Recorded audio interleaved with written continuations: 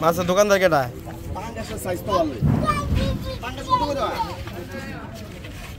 এই রূপচাঁদা কত করে এটা? এটা 180 টাকা। এটা কি রূপচাঁদা মাছ? এটা অরিজিনাল রূপচাঁদা না, এটা অরিজিনাল না, এটা হলো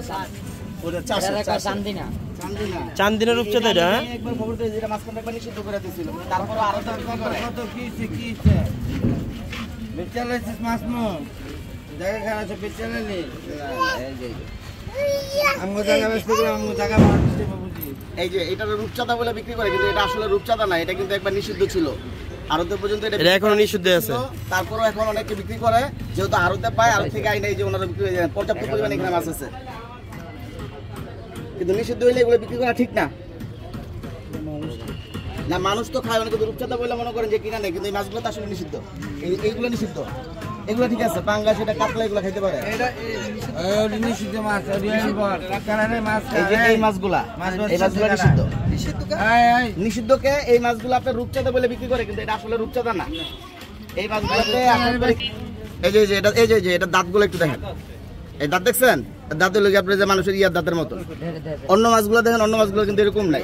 এই কারণে এটা আপনার পরীক্ষা নিরীক্ষা করে দেখছে যে এটা খাইলে আপনার সাইড এফেক্ট আছে। কারণ আমরা তো অনেকে বুঝি না, দেখা যায় আপনার 200 টাকা 1200 টাকা কেজি কম দরে হয়ে যায়।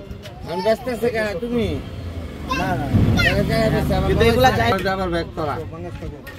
এলাকার মধ্যে নিয়ে আসছে, এগুলো বাইরে বেচতে পারতো না। এগুলো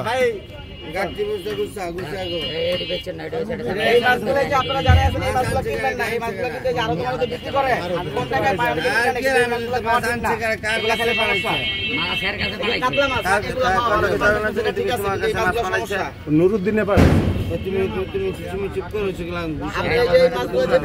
জিজ্ঞেস করেন যে এই মাছগুলো যে বিক্রি করতে দিলেন, এই মাছগুলো তো নিষিদ্ধ বিক্রি করা। জানি না তো বলে তো ভাই কি পর্যন্ত এলাকার মধ্যে যেমন আপনি দেখেন সবচেয়ে বেশি মাছই কিন্তু এগুলো নিষিদ্ধ মাছ, কথা বুঝতে পারছেন? আর এগুলো তো সাইড এফেক্ট আছে।